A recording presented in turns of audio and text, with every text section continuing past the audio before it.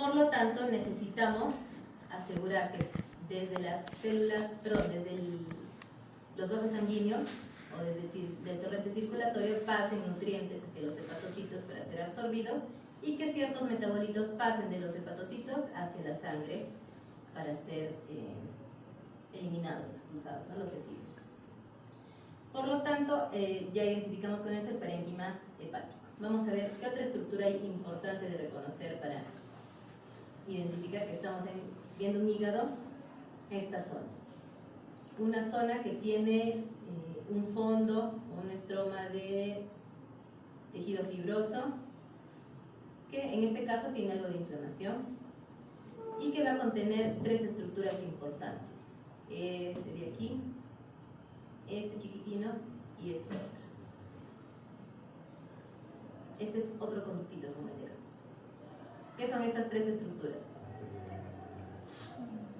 La tríada portal. Por lo tanto, todo esto que es el espacio, si está la tríada portal, ¿qué espacio es? Espacio porta, exacto.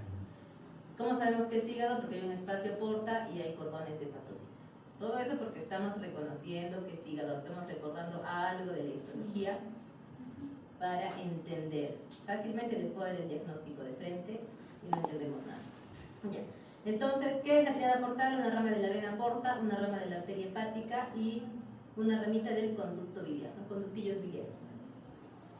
Hay muchísimos espacios portas de diferentes formas y tamaños. Miren, este más chiquitino, este otro chiquitito, y hay muchos más grandes por ahí mezclados, ¿no? Ya ustedes buscan. Todo eso también parece ser un espacio porta, ¿no? Explorando.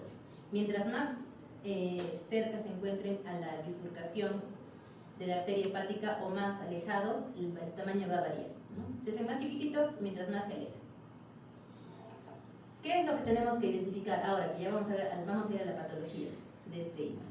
En el hígado, en este hígado estamos encontrando, en este extremo que es, estas zonas, estas estructuras que en realidad son inclusiones intracitoplasmáticas, que parece redundante, podemos decir citoplasmáticas también, pero está bien o es correcto también decirles intracitoplasmáticas. Son inclusiones. ¿A qué les recuerda estas formitas? Parecen gotitas de grasa, parecen adipocitos, ¿no es cierto? Tal cual. ¿Por qué? Porque estamos viendo como HE una coloración convencional en la cual la grasa solo deja una imagen negativa. Vemos la sombra, el hueco, donde estuvo la grasa. Son inclusiones de lípidos, son acumulaciones de ácidos grasos que se depositan en los hepatocitos. Estos, si bien una parte importante vienen de la ingesta de grasa, también pueden verse en otras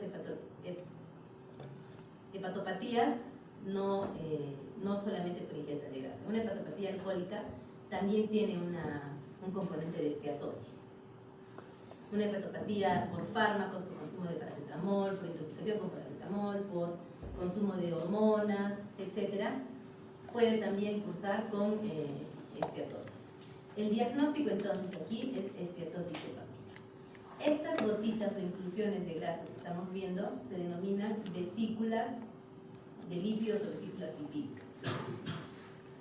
Las vesículas pueden ser de dos tipos. Macrovesículas si son grandes o microvesículas si son pequeñas. Pero vamos a hacer, tenemos que tener, no puede ser solamente una distinción arbitraria, ¿no? Si son grandes macros, si son chiquitas micro. Entonces, ¿cómo yo sé cuál es grande y cuál es chiquita? La grande es una vesícula que se coloca en el citoplasma y que por su tamaño va a empujar al núcleo hacia un costado, como acá. Es tan grande que empuja el núcleo y lo deforma. Y la vesícula pequeña es aquella que se coloca también en el citoplasma, pero no molesta al núcleo. Lo puede incluso tocar, como aquí, aunque se ve grande. Esta es una microvesícula, pero no lo deforma. ¿Sí? Entonces, eso como para que lo tengan como extra, ¿no? Cuando tenemos una esteatosis con puras vesículas macrovesículas, es una esteatosis macrovesicular. Y cuando son puras microvesículas, esteatosis microvesicular. Puede haber, como en este caso, una esteatosis mixta. Hay macro y microvesícula. Para el examen me basta con que pongan diagnóstico esteatosis hepática, ¿no? Pero ya saben que puede haber de tres tipos. ¿Alguna duda? ¿Se entendió? Listo, ya tienen el órgano, hígado. Diagnóstico, esteatosis hepática. ¿Cómo hacemos el diagnóstico? Presencia de inclusiones de grasa o vesículas, macrovesículas y microvesículas de lípidos en el citoplasma. Punto final. ¿Necesito que me pongan, hay espacios porta? No. ¿Hay hepatocitos en cordones? No. ¿Hay inflamación? No. Lo que quiero que vean es esas vesículas de grasa. ¿Ya? Les digo todo para que entiendan. ¿Ves? Cuando nos hablan de más, agarramos lo importante. Y lo demás lo depuramos. Pero hacemos bloque. Vamos a la siguiente lámina. La lámina número 7, perdón, es una muestra de una paciente mujer adulta que acude refiriendo un dolor intermitente abdominal que lo localiza en epigastrio. La paciente dice que ese dolor es tipo quemante, le quema. Clínicamente, ¿qué dolor pueden qué diagnóstico podrían dar, ¿no? ¿Qué pueden pensar que es? Presumiblemente una gastritis. Ahora, eso les he dicho clínicamente porque ustedes están sospechando. Teóricamente no pueden decirle a la paciente solamente con que les diga que tiene ahí un dolor y se vaya a su casa porque tiene gastritis. Es lo más probable, pues una sospecha, le pueden dar incluso prueba terapéutica siempre y cuando la paciente no abuse de este tratamiento como el omeprazol. Pero hay que estudiar el contexto como un todo de la paciente. Si no fuera una paciente mujer de 58 años, pongamos que es un paciente varón de 65 años, obeso, sedentario, con antecedente fumador, que consume además alcohol, ¿qué más puede ser? Consume además por su índice de masa corporal, ¿no? Consume también muchas grasas, tiene una nutrición bastante desbalanceada y tiene un dolor en esa zona, en el epigastrio. Ustedes le dirían solamente que es una gastritis. ¿En qué más podríamos sospechar? Ya pueden ser úlceras, pero las úlceras están relacionadas por la ingesta de alcohol. Ya puede ser. Pero las úlceras esofágicas además estarían viniendo con hematemesis, porque hay un sangrado. ¿Qué otra cosa? Pancreatitis. Ya pancreatitis. La pancreatitis migra además en síntoma, ¿no es cierto? Ya, pero podrían pensar, o sea, no lo descartamos. También tenemos la gastritis presente, la pancreatitis, pueden haber un problema de úlceras esofágicas. Y lo más importante, o lo que más se camufla con una gastritis, con un dolor en esa zona, es un infarto agudo de miocardio de la cara inferior del ventrículo izquierdo. Ya justo allí también está, como el corazoncito no está así, sino así, la cara inferior del ventrículo izquierdo está justo en esa zona y da un dolor muy parecido a una gastritis. Incluso, eso no les he dicho a los demás chicos, porque me había olvidado, a las pacientes gestantes, tengan siempre presente eso porque eso hasta el momento es muy olvidado. Una paciente gestante que viene con dolor en el epigastrio, no la dejen ir a su casa, ¿no? Peor si tienen un familiar ustedes que está embarazada, le han visto un poquito hinchadas las piernas y se sienten que me está dando gastritis, y más ahora desde que se me han hinchado las piernas me duele más, y se toma omeprazol o plantitas y hierbitas.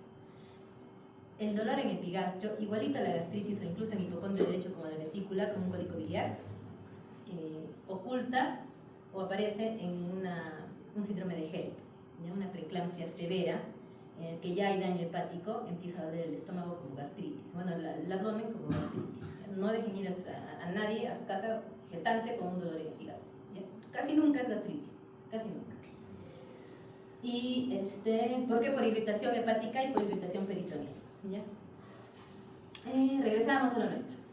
Entonces puede haber muchas causas. ¿Cómo hacemos finalmente y de forma confirmatoria el diagnóstico de gastritis en la paciente? Con una biopsia. Le hacen endoscopía, se le saca una biopsia y recién tras la biopsia el patólogo le puede decir al gastroenterólogo que sí, efectivamente la paciente tiene gastritis.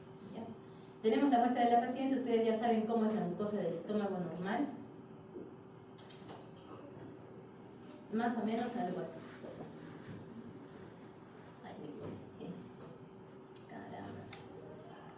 Algo así. Es una mucosa que tiene estas hendiduras que se denominan foveas o criptas. Mejor es llamarle foveas, criptas son en el intestino. Foveas o foviolas que llegan hasta un punto en donde empiezan ya a continuarse o a chocarse con glándulas. Esto es una mucosa gástrica normal. ¿Qué estamos viendo en nuestra lámina? Aquí sí hay un poco de foveas, Pero acá miren, se espacia, ¿no? Se espacia. El espacio entre ellas es muy largo. Igual acá, y acá ni qué decir. Miren acá. Ya, acá no hay fovea, una pequeña fovea que ni siquiera llega hasta las glándulas. Y sigue plano, parece una fovea y sigue plano. Si hay menos de una estructura, o desaparece una estructura, ¿de qué estamos hablando? Sí, creo que han dicho. Atrofia. Exacto. Acá hay una atrofia glandular. Está bien si dicen atrofia gástrica. ¿Qué es lo que se está atrofiando? Tanto las foveas como el número de glándulas. Están viendo que acá hay mucho menos, ¿no es cierto?, de las que les he mostrado. Y acá ni qué decir, casi no hay. Unita por acá parece que está colapsando, acá hay unas 2, 5. Hasta ahí tenemos una atrofia, que es lo que vemos a menor aumento. ¿Qué más vemos? En esta zona superior de la biopsia, además de ver atrofia, hay un reemplazo. Aquí se están localizando, están apareciendo un grupo o cúmulos de células basofílicas, ¿no? Y si nos acercamos vamos a ver que estas células son células con un núcleo grande y casi no tienen citoplasma. Miren este de acá, por ejemplo. Casi todas las células son un núcleo, hay un pedacito de citoplasma, igual acá, casi todo es núcleo. Estas son células inflamatorias. Vamos a recordar de las células inflamatorias 3 tipos importantes que los vamos a clasificar en crónicas y agudas. Las células inflamatorias crónicas, que vamos a ver aquí, son estos que son puro núcleo, linfocitos. Otro tipo de células inflamatorias crónicas, que también tienen solo un núcleo, este de aquí por ejemplo. Tiene un núcleo, pero tiene citoplasma y miren hacia un costado como una colita, ¿no? Como un rabito. Y el núcleo, por lo tanto, está bien lateralizado hacia un extremo. Y el citoplasma es un poco más eosinofílico que el del linfocito. ¿Qué célula es esta? Plasmática. El macrófago es más grande, su citoplasma más amplio y no tiene el núcleo a un costado, está en el centro, el núcleo del macrófago. Algo así es el macrófago. ¿Ya? Pero no vamos a tocarlo. El macrófago puede estar en una o en otra. En cambio, los linfocitos y las células plasmáticas son células de inflamación crónica. Hasta ahí tenemos 2 tipos de células de inflamación crónica. Tendríamos como diagnóstico en esta paciente gastritis crónica, ¿no? Y además la atrofia. ¿Qué más estamos viendo? ¿Qué es este otro tipo de células? Miren ese núcleo. Y este de acá, que otra vez la carita feliz. Neutrófilos. Los neutrófilos son ahora en cambio células inflamatorias agudas. Entonces la paciente tiene mixta, está bien dicho mixta, pues, pero lo que decimos en el informe de anatomía patológica es gastritis crónica y aguda o gastritis crónica activa. Cualquiera de las formas que utilicen, que mencionen que hay los 2 tipos de gastritis es correcto. Gastritis crónica activa, ¿no? Crónica activa, crónica y aguda, mixta, no hay problema. Esta infiltración o aparición de polimorfonucleares o neutrófilos los vamos a ver tanto aquí en la lámina propia como miren aquí en el epitelio. E incluso mientras más las vemos que salen al epitelio, se están escapando, es más severo el grado de actividad, el grado de agudeza. Quiere decir que a la paciente le da más molestia, más dolor. Miren, solo con ustedes ha aparecido. Qué suerte. Aquí hay unas, aunque no las, en el microscopio se ven mejor. Estas cositas de aquí. Miren aquí una estructura rayadita, acá hay otra. Es el Helicobacter pylori. Normalmente se ve, bueno, o sea, es más fácil verlo con el aceite de inmersión en el mayor aumento, pero acá ha aparecido. Y generalmente se encuentra en estos mocos. Cuando hay este moco y hay mucha inflamación aguda es porque el paciente tiene una infección actual de Helicobacter. Ya, entonces hasta ahí tenemos gastritis crónica y aguda, atrofia gástrica y vamos a ir a un tercer diagnóstico. Regresamos a la misma biopsia, vemos en este extremo, donde había atrofia, ¿no? Pero una atrofia un poco más leve que la de arriba. Es moderada, la de arriba es la atrofia severa. Además de atrofia, ¿qué más hay aquí? Estas células son caliciformes, exacto. ¿Deben estar en el estómago? No. ¿De dónde son? Del intestino. ¿Cómo se llama ese fenómeno en el que aparece un tipo de células? Exacto. Muy bien, chicos. han estudiado la clase. Me interesa sobre todo que están entendiendo. Entonces aquí también la paciente tiene metaplasia. Esta metaplasia se va a denominar, el nombre correcto, es decir, metaplasia, continúan de metaplasia el nombre de la nueva célula que está apareciendo. Intestinal, porque estas son de intestino, y al último el órgano en el que está apareciendo, gástrica. Metaplasia intestinal gástrica.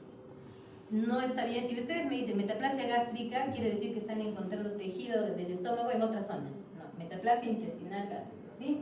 Para hablar del órgano. Estas células, además están acompañadas, están viendo aquí, si recuerdan, a ver, ningún grupo me ha respondido. ¿Qué células son estas? Rosaditas. Si esto es antrogástrico y está apareciendo estas células de metaplasia del intestino, ¿qué otra célula está apareciendo acá? Las oxínticas son de cuerpo gástrico. Y aquí estamos en antro. Células de Paneth.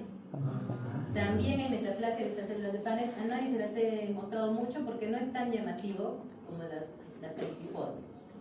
Y hacemos diagnóstico con las caliciformes. Estas caliciformes. La metaplasia intestinal puede ser de dos tipos. Si estas células caliciformes, ustedes recuerdan que están tanto en el intestino delgado como grueso. ¿Cómo sé si esta metaplasia entonces se parece al intestino delgado o se parece al intestino grueso? Porque esos son los dos tipos de metaplasia intestinal. Si tenemos además este otro hallazgo, ¿qué es esto? Miren esta zona apical, recuerden en qué estamos. Este es un epitelio columnar y en la parte de la superficie y esta zona rosada. ¿Qué son? ¿Sí saben? ¿Qué es? ¿Qué les parece? ¿Cómo? ¿Sí? No se preocupen si lo que dicen no es lo que espero escuchar, porque no se están equivocando. Todavía no lo he explicado. Si yo, en el quiz más tarde, ahí sí se van a equivocar porque yo ya les expliqué. Vellosidades. Vellosidades, exacto. Entonces, si hay vellosidades y caliciformes, ¿a qué intestino se parece más? Al delgado. Al delgado, exacto. Porque el intestino delgado cumple una función absortiva, ¿no es cierto? De absorción, predominantemente. ¿Y el intestino grueso? Secretas. Solo caliciformes. De transporte y hacer que se vuelva a lubricar, ¿no? No cumple más función que retener más líquido, nada más. Termina de destruir por completo el bolo. Entonces, esto se parece al intestino delgado, es metaplasia intestinal completa. Así se llama. Y la metaplasia intestinal incompleta es la que solo tiene caliciformes, la que se parece al colon, al intestino grueso. No es necesario para el examen que identifiquen eso, sí que me pongan metaplasia intestinal, punto, nada más. Pero nada de completa, incompleta, pero sepan Doctora, que existe. Era ¿metaplasia intestinal gástrica o solo Exacto, intestinal? metaplasia intestinal. Si me ponen solo metaplasia intestinal, no está mal. ¿Ya? O intestinal, porque ya me están diciendo también hay gastritis y también hay atrofia y hay metaplasia intestinal. Yo entiendo que todos están hablando de esto, ¿no? Pero les digo, si solo dicen suelto, ¿has visto la lámina de metaplasia? ¿De qué? ¿Cuál? Metaplasia intestinal gástrica. Ah, ya esa sí he visto. Para que hablen con propiedad. ¿Qué más? Y ahora recuerden, la metaplasia es todavía un cambio benigno. Es todavía un fenómeno adaptativo a lesiones que no han sido tan leves, pero que aún se pueden revertir. ¿Ya? No es un cambio maligno, porque muchos colegas no patólogos, muchos colegas clínicos o quirúrgicos reciben un informe, porque la metaplasia ocurre en todos los órganos, un informe, por ejemplo, de una biopsia gástrica con metaplasia intestinal en el 100% de la muestra, puede que toda la muestra sea metaplásica, y vienen y preguntan, entonces doctora, ¿es cáncer? Revise su Robbins a ver si la metaplasia es cáncer, ¿no? Ustedes ya saben que la metaplasia no es cáncer. ¿Por qué? Regresamos acá. La mucosa normal viene y se ve transferida por el Helicobacter pylori, ¿no? Viene aquel Helicobacter, se localiza en las partes superficiales, se introduce, llega hasta la lámina propia, ya está haciendo daño en el epitelio y aquí genera inflamación. Esta inflamación puede ser, como la estamos viendo, aunque no es muy nítido, acá hay una zona similar a la que tenemos en la muestra, irregular, de linfocitos, células plasmáticas, que van a la inflamación crónica. Esta inflamación puede continuar en el tiempo, y como todo en esta vida, cuando una especie se encuentra mucho tiempo en un lugar, invaden el lugar, ¿no es cierto? Se apropian, se adueñan. Vale, vamos a mudarnos acá. ¿Y a qué les recuerda esta estructura? A un nódulo linfoide, exacto, ¿no es cierto? Se parece a los nódulos que veíamos en el ganglio o en el vaso. ¿Qué pasa? Hay tanto linfocito que ya se han organizado. Hay que crear acá nuestra casita y miren, creemos un centro germinal. Desde aquí van a empezar a nacer incluso nuevos linfocitos. Ya se han instaurado, se han mandado a mudar acá.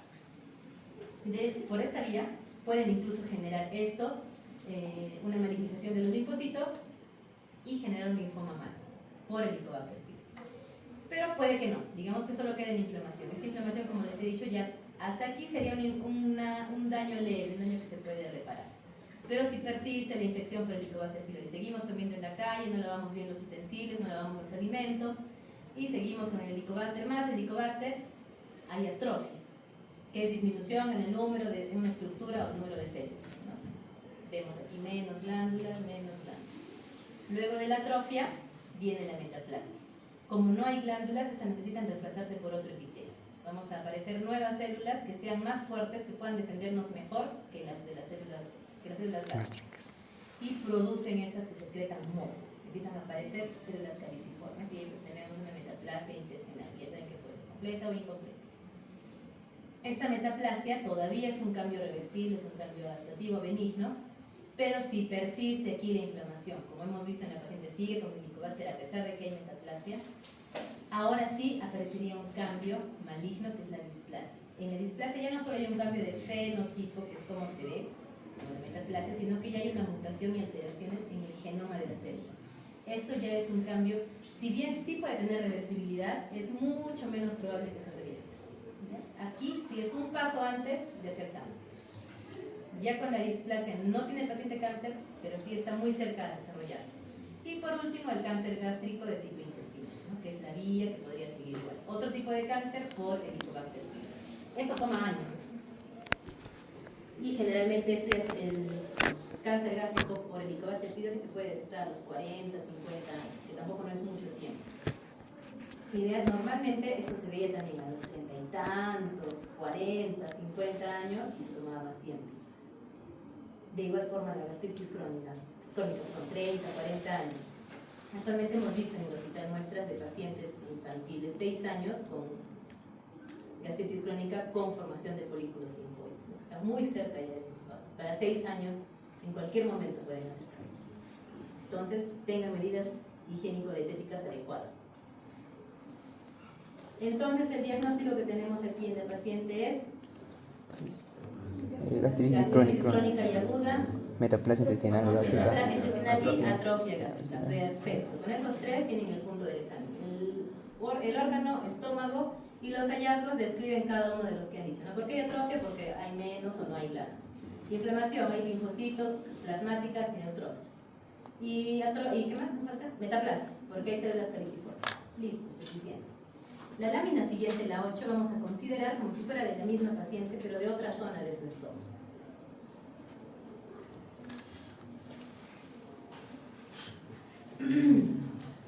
Y la paciente tiene también mucosa gástrica, es antro también, pero en otra zona.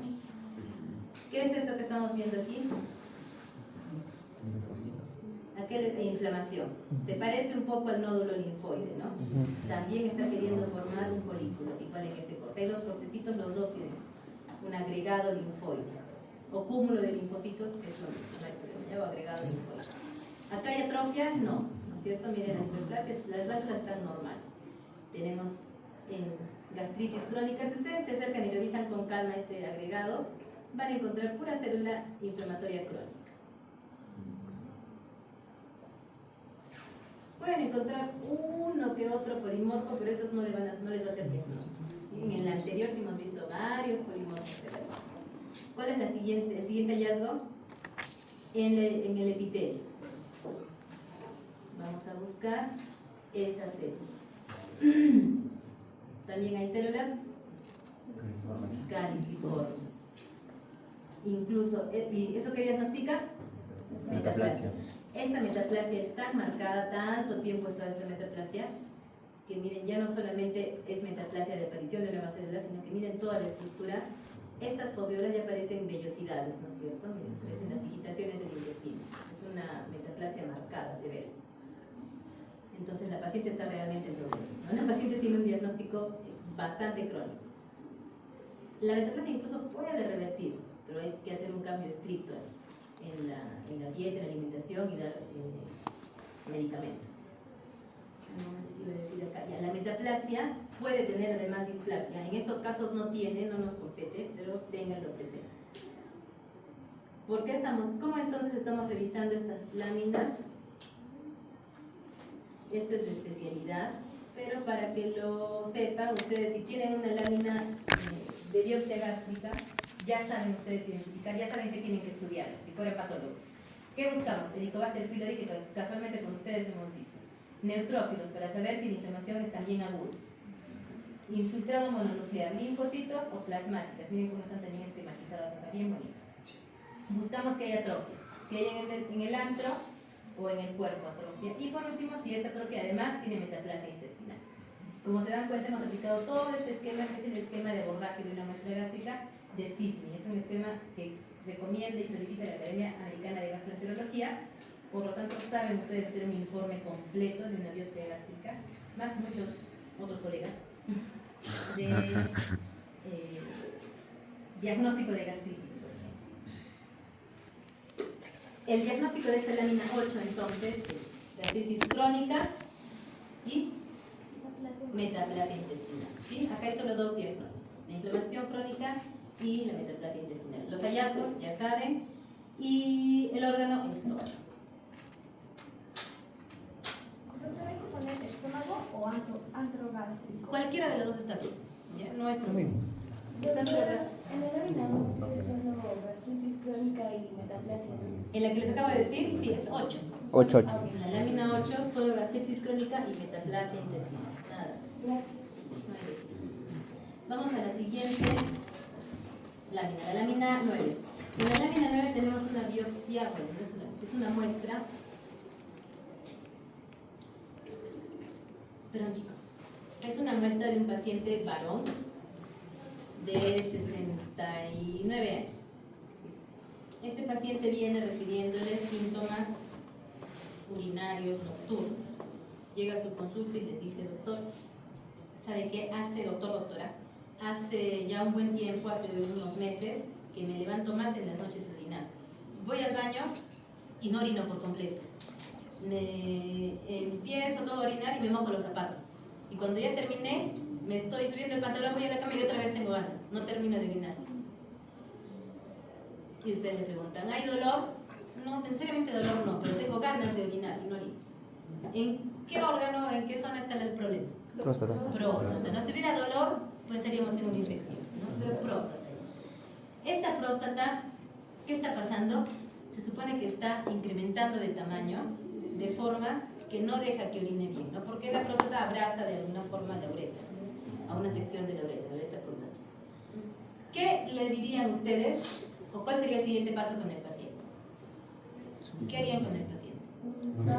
Tacto.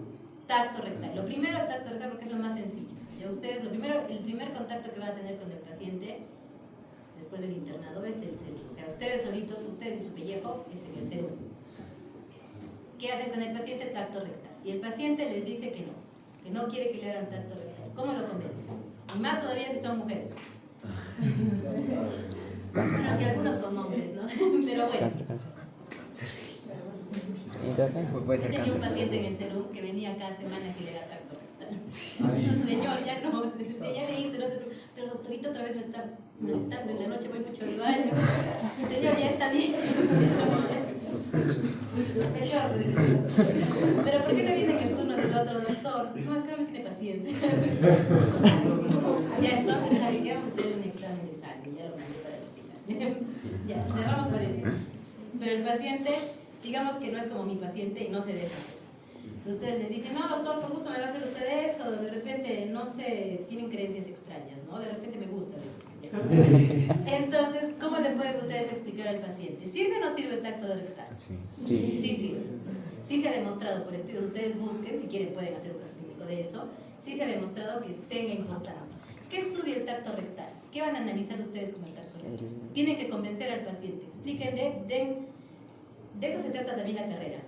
Sobre todo cuando ustedes tengan al paciente enfrente. Se trata de que ustedes le expliquen al paciente de tal forma, de tan sencillas maneras, su patología o lo que ustedes creen, que el paciente esté convencido de que ustedes saben lo que están haciendo. Una vez que muestren ustedes seguridad en lo que hacen, el paciente se va a colocar por completo en sus manos. Si ustedes se muestran dubitativos, pucha señor, creo que sí es bueno, no sé, habrá que hacerlo por si acaso, el señor se va a ir. Ustedes explíquenle, demuéstrenle que sí saben. ¿Por qué? ¿Por qué le harían? ¿Qué se va a estudiar en el tacto rectal? Que no esté duro, que esté... Si es maligno o benigno. Y al paciente ustedes le van a decir, señores, que puede. Entonces tengo cáncer. Es posible, señor, que fuera maligno. Pero también cabe la posibilidad de que fuera benigno. ¿Cómo saben con el tacto si es benigno o maligno? La dureza. Ya, el tamaño puede ser, pero recuerden por anatomía, perdón, chicos, que la próstata, a nivel del recto, por donde ustedes van a ingresar, solo ofrece o muestra una sección, es una zona. Entonces ustedes no pueden hablar de todo el tamaño, pueden hablar de si esa zona está más grande, pero puede que solo ahí se haya crecido, o puede que lo demás esté grande y esté chiquito. No van a palpar toda la próstata, es una sola. Entonces no pueden decir que es grande, que del todo que es grande. Otra cosa, Si está duro, ¿no? Si está consistencia. la consistencia, eso es lo que van a evaluar ustedes. En la palpación que se estudia la consistencia. ¿Cuál es la consistencia? Entonces, ¿cómo? Exacto. La palma de la mano. Bien. ¿Jeremy? Sí, sí. Sí. ¿Cómo comparan la consistencia de la próstata? Con La punta de la nariz. Ustedes saben, le hacen tacto rectal al paciente y con la otra mano se agarran la nariz. Así está más blandito o está igual. No se van a equivocar. Entonces le dicen, no señor, su próstata tiene una consistencia normal, adecuada. ¿Cómo es la consistencia? ¿Cómo la describimos? Tiene una consistencia fibroelástica. ¿Qué quiere decir? Que tiene cierta textura, o sea, sí tiene cierta dureza, pero tiene la capacidad, capacidad elástica. ¿Cómo es esta capacidad? De que ustedes la deforman y regresa a su forma normal, ¿no? Como un elástico. Regresa. Ustedes presionan la próstata y regresa. Entonces tiene una consistencia adecuada. Eso es más común o más frecuente en una próstata normal o con un crecimiento benigno. Una próstata con un crecimiento maligno llega a tener una consistencia tan aumentada que se puede incluso, cuando ya es extremo, comparar a una consistencia dura como la mesa, sí pueden llegar a sentirla así. Y como están en periferia, ustedes tienen que salvarle la vida al paciente, ¿no? Van a ver si está bien dura, no señor, tiene usted que irse de emergencia al hospital, no de emergencia porque no le van a hacer en ese rato nada, pero es necesario que vaya al hospital y que le hagan un tratamiento mayor. Ustedes ven que en el tacto está blanda la próstata, y ustedes la sienten blandita, pero el señor le dice que es mucha la molestia que tiene en las noches. ¿Qué otro examen le pueden hacer? El PSA. El PSA es un antígeno prostático específico que se utiliza como un marcador tumoral. Recuerden, los marcadores tumorales nos sirven como guía, ¿no? Nos orientan, pero no nos van a decir cuando está más de tanto siempre es malo, si ya bajó quiere decir que ya está bien. No hacemos seguimiento, pero sí nos orienta un diagnóstico. Y el valor no siempre se eleva conforme a la severidad. Pero en próstata, el PSA se considera un valor normal o de elevación benigna hasta 4 miligramos por decilitro. De 0 a 4 es, llamémosle normal o por una elevación benigna, una hiperplasia. Si es más de 10, casi siempre es cáncer, casi siempre es maligno.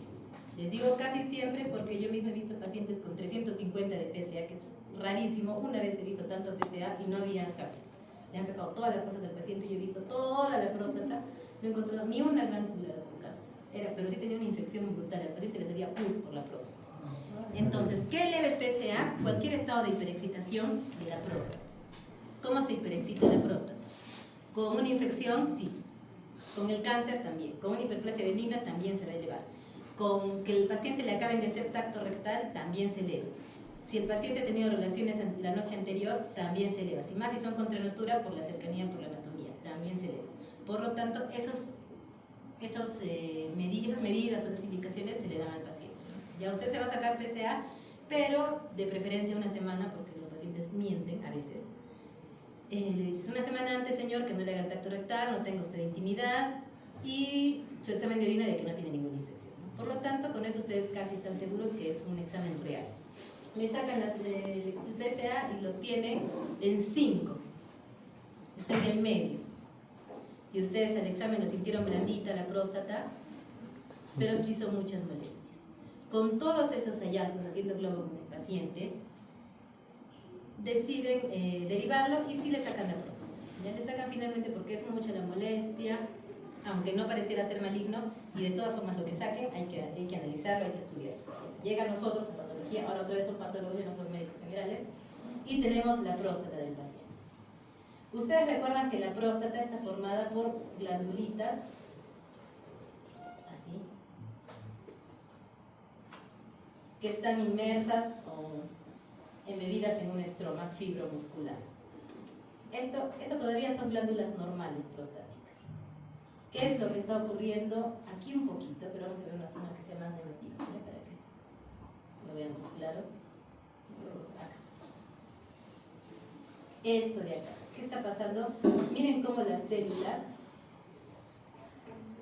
de esta glándula son tantas, están aumentando en número, que se acumulan, ¿no? Se apretan, hacen cachitos, hacen hendiduras, prolongaciones, proyecciones hacia el interior, hacia el lumen de la próstata.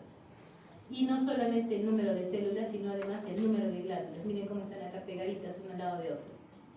Hay una hiperplasia prostática o hiperplasia glandular. El diagnóstico, el clínico, el urólogo lo menciona como hiperplasia benigna de próstata, ¿no es cierto? La hiperplasia benigna de próstata es un crecimiento de la próstata por aumento en el número de células de las glándulas, aumento en las glándulas, y además ocurre también un fenómeno, vamos a verlo aquí. Ustedes recuerdan que el estroma de la próstata es fibroso y muscular. Tiene fibras así como esa de aquí, delgaditas, ¿no? Con un núcleo delgadito, pequeñito, fibras delgaditas, que casi ni se ven. Pero ¿qué está pasando acá? Las fibras están haciendo más gruesas, más toscas. Miren esta fibra enorme y los núcleos más grandes, más llamativos. ¿Es muy bien? Hipertrofia. ¿Qué pasa en la hiperplasia benigna de próstata? Hay una hiperplasia de las glándulas e hipertrofia del estroma. ¿Ya? Pasan los dos fenómenos a la vez.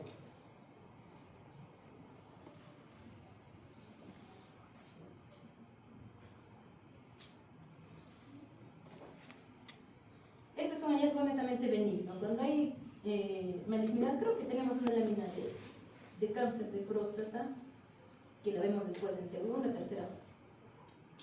Pero hasta ahí es todo benigno. El cáncer en general es feo, es desordenado. ¿Ya?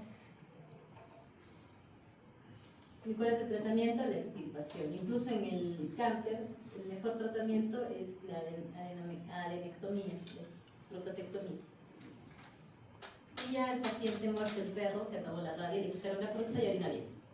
Está tranquilito. Y ya no nos vamos a estar cada semana para que le hagan. ¿Qué pasaría si, pese a que le han quitado la próstata, vuelve con el mismo Sí signo? puede volver a crecer. Ya puede volver a crecer. No porque se regenere o porque le apareció otra próstata. Generalmente la próstata no sale toda. ¿Ya? La próstata está bien adherida a la uretra y es una de las cirugías. Cuando ustedes vean, seguro ya en el internado, esperemos que antes, es bien sangrante una cirugía de próstata. Sale cualquier cantidad de sangre. El paciente siempre tiene que entrar con un paquete globular de reserva. Por lo tanto, el urólogo, ¿qué hace para evitar tanto sangrado? Sacar lo más que puede. Termine esa, qué gran cantidad, todo lo que está ahorcando la uretra, ya ciérralo. Y lo cierran, cauterizan, hacen hemostasia y se va el paciente. Quedan niditos de próstata. Y ese mismo, como ha tenido el paciente predisposición a hacer hiperplasia, de esos mismos nidos puede otra vez crecer, hacer hiperplasia, digamos, y producir molestias otra vez. Es muy raro que vuelva a crecer de tamaño importante, como que vuelva a producir molestias, pero sí puede pasar. ¿Ya? O sea, sí puede regresar el paciente. Sí me pasa. El mío ya no regresó. La siguiente lámina, la lámina 10. Esta lámina 10 es ahora de una paciente mujer, también viejita, de 75 años, mayor todavía, que le sacaron el útero por prolapso, por otra causa. Y tenemos que, de todas formas, todo lo que le saquen a ustedes, el apéndice, la vesícula, cualquier cosita, un granito, un quistecito, se tiene que mandar al tratamiento para que estudie. A la paciente le sacan el útero por prolapso y nos lo mandan. A ver, revísenlo si no tiene nada. Vemos, y efectivamente no había nada maligno, pero encontramos y nos sirve para ver esto. Lo que estamos viendo es útero. En el útero tenemos 3 capas, una zona más externa que es en el cuerpo del útero. La serosa es el perimetrio. La capa central, miometrio, la capa muscular, ¿no? Y la capa más interna, exacto, endometrio, que es la capa donde están las glándulas, ¿no es cierto? Estas glándulas se encuentran formando 3 capas, 3 subcapas.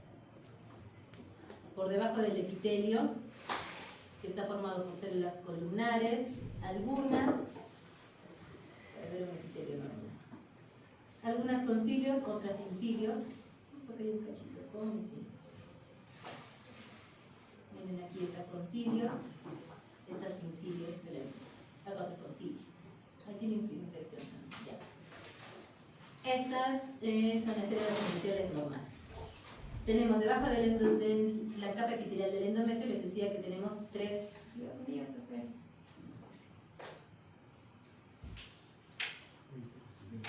No, de comer poco.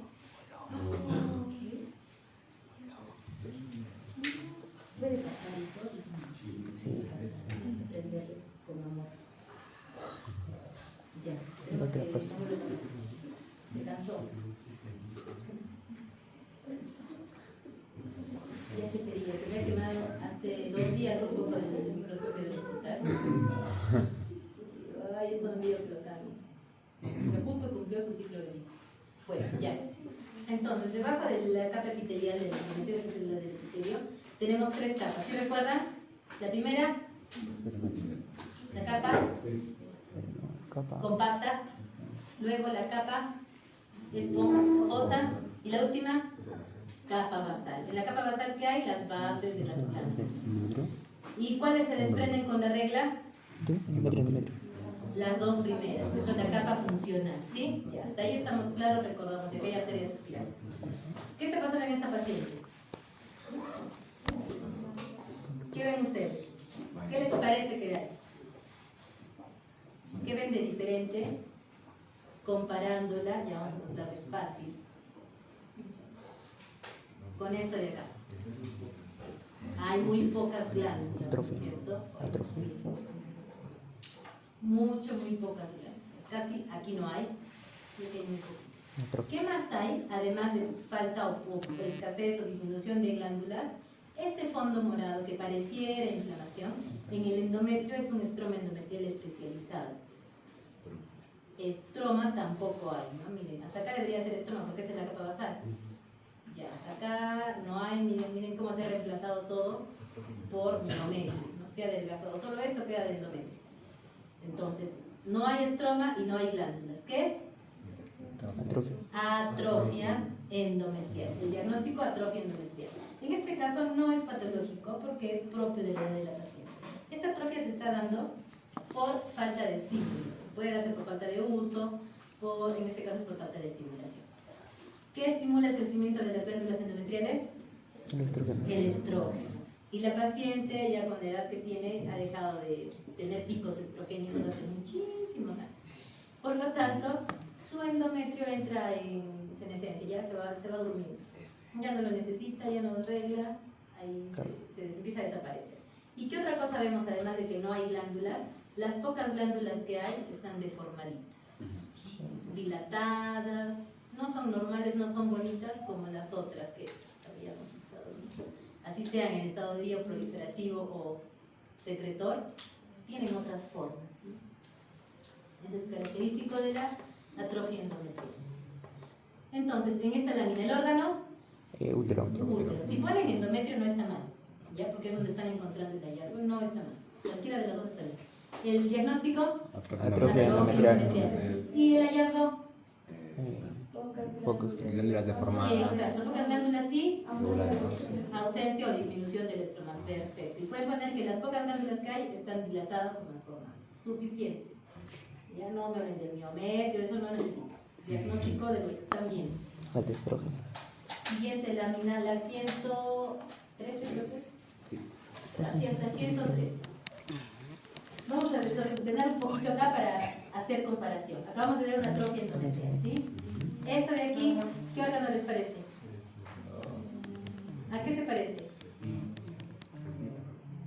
¿Qué son estas? Siempre que vean lucecitas, redonditos, redonditos, redonditos, uno al lado de otro, miren que son como tubulitos, ¿no es cierto? Siempre que vean estructuras tubulares, piensen, de repente no lo digan, pero piensen, esas son glándulas. Una lesión maligna, si son patólogos, cuando vean un tumor que tenga esto, ese es un tumor glandular. Acá se ciegas, tubular, glandular. Entonces, si ven tubos, tubos, tubos, tubos, esto es una glándula. La próstata también se parece, ¿no es cierto? Porque tiene tubos, tubos, tubos, glándula, si no me he equivocado, es próstata. Acá hay glándula, sí. ¿Se parece un poco a este? Sí. Sí. ¿Qué es entonces? Endometrio. ¿Pero qué estamos viendo acá? Ahora otra vez lo comparamos con el normal. En comparación a este, ¿qué hay acá? Miren.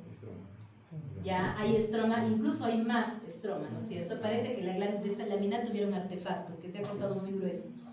No es eso, sino que el estroma también ha aumentado. ¿Y qué hay en las glándulas? Miren, ¿hay más o hay menos? ¿O igual? ¿Les parece que hay igual que acá? No, no es cierto. La relación normalmente, eso les han dicho en histología, la relación normalmente de estroma glandular es 3:1. Por cada 3 zonas de estroma hay una zona de glándula.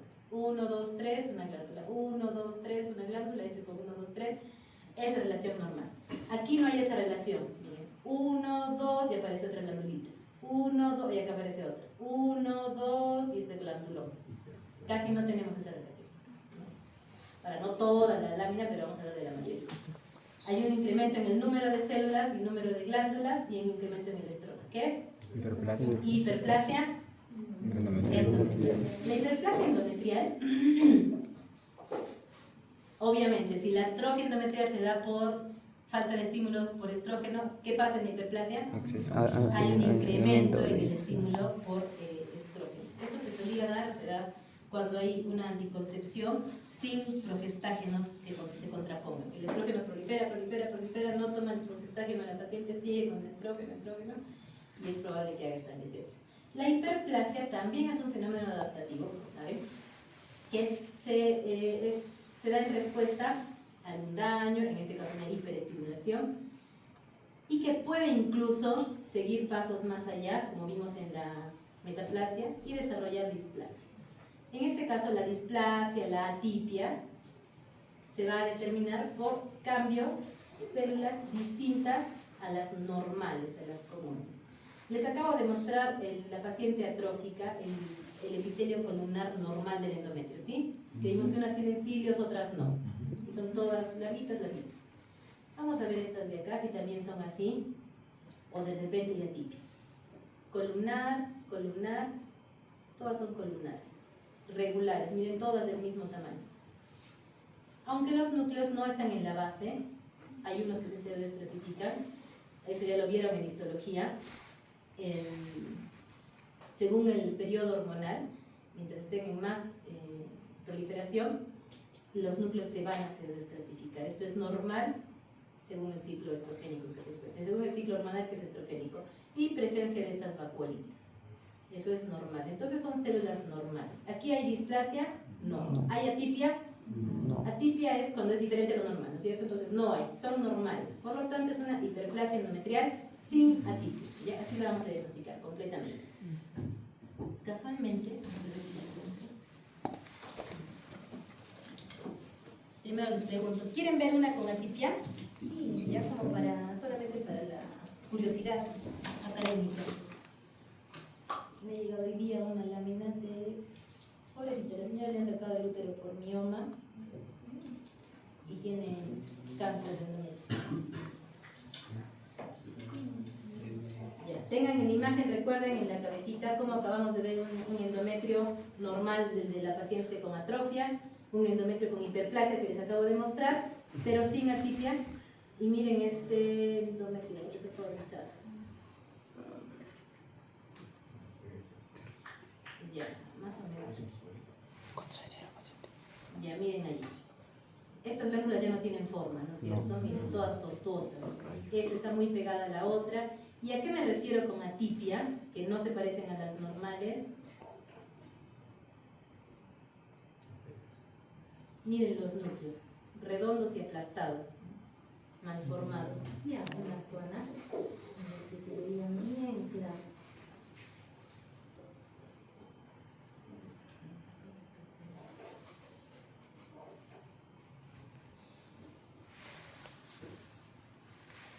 Aquí miren cómo la zona no es regular, ¿no es cierto? Sube, baja toda la célula, aparte de los núcleos, y hay núcleos vacíos, huecos, miren esos huequitos. Esa sí es atipia. Y en este caso sí hay una lesión con atipia y sí es una lesión maligna. Miren la forma incluso de las glándulas es muy heterogénea. Esto ya es maligno. ¿Ya? Entonces regresamos a la lámina que teníamos. Ya. Estas, ya que acabamos de ver las feas, son bonitas, ¿no es cierto? No son tan feas como las acabamos de ver. El cáncer es feo en general. Hiperplasia endometrial sin atipia. ¿Por qué es importante que mencionemos la atipia? La hiperplasia es una lesión proliferativa que todavía no es maligna, pero que sí tiene un riesgo de progresión a cáncer. Cuando no tiene atipia, puede progresar en un 1 a 3% a cáncer. Pero si tuviera atipia, hasta un 30% puede llegar a ser cáncer. Por lo tanto, es importante que digamos si tiene o no tiene atipia, ¿no es cierto? Para ver qué tratamiento va a ofrecer el ginecólogo a la paciente. Si ya es posmenopáusica, le saco todo el útero. Si todavía es joven, tenemos que hacer algo más agresivo, pero preservar de repente paridad. Y están viendo aquí otra descripción que no les he mencionado, ¿no? Simple y complejo. Simple y complejo nos habla del patrón arquitectural. ¿Qué quiere decir en términos sencillos en castellano? ¿Cómo vemos la forma de las glándulas? Normalmente son, nuestra normalidad, vamos. Normalmente son redonditas, o si es que son en fase secretora, son elongaditas, pero son bien ordenaditas, ¿no? Vamos a la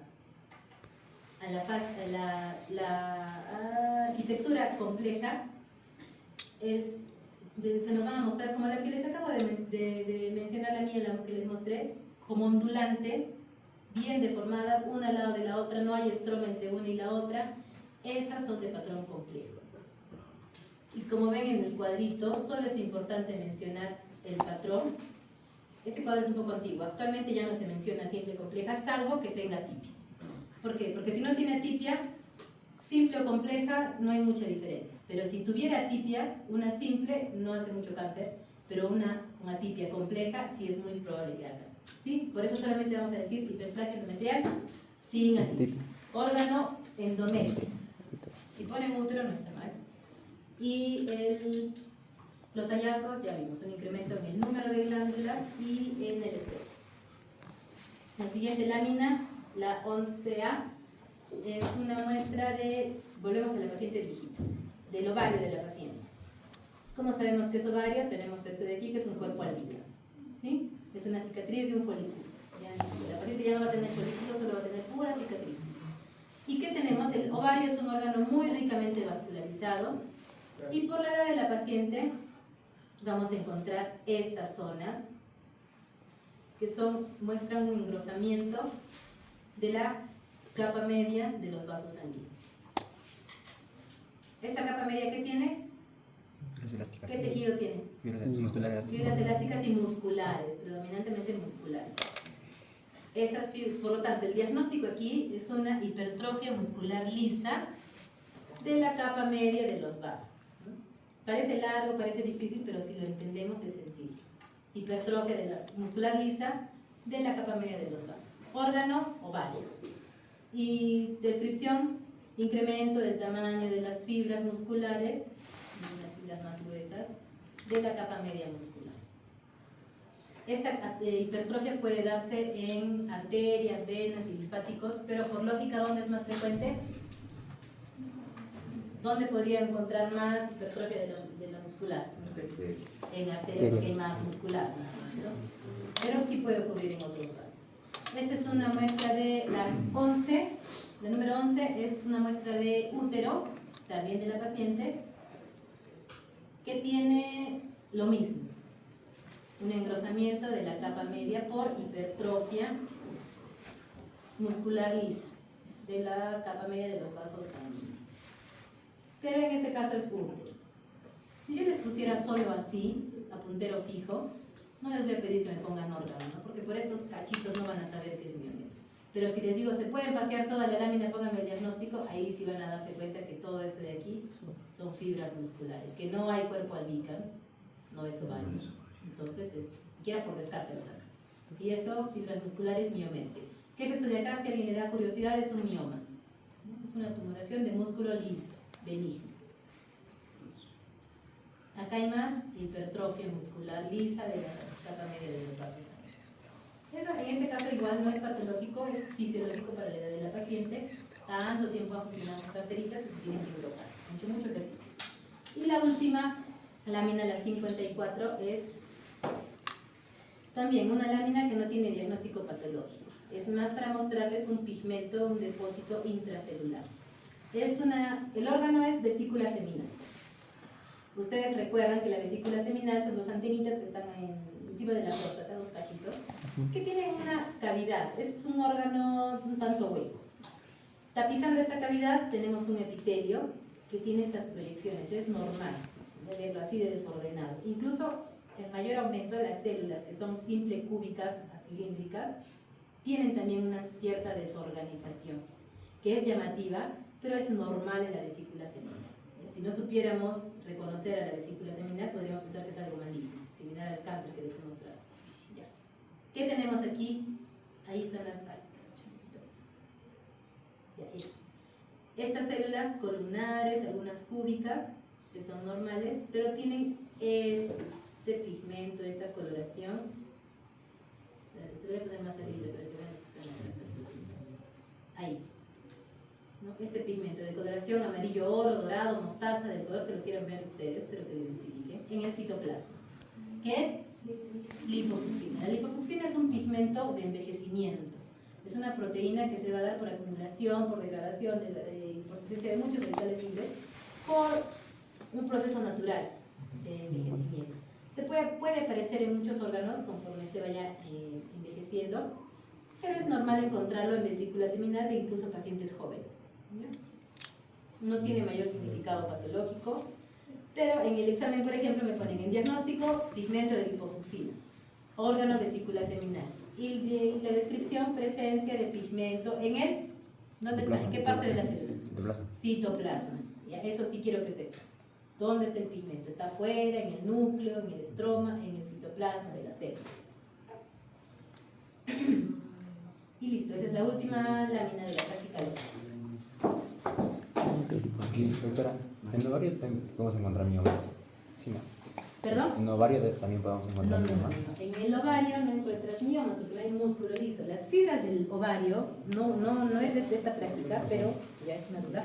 Las fibras del ovario hacen una lesión similar al mioma. Macroscópicamente las ves como un mioma, pero cuando ves el microscopio es un fibroma. Ya son fibroblastos, no es de músculo liso. ¿Sí? Ya, gracias. ¿Ves? Ya chicos, tomen fotos, vean las láminas. Así está ahora,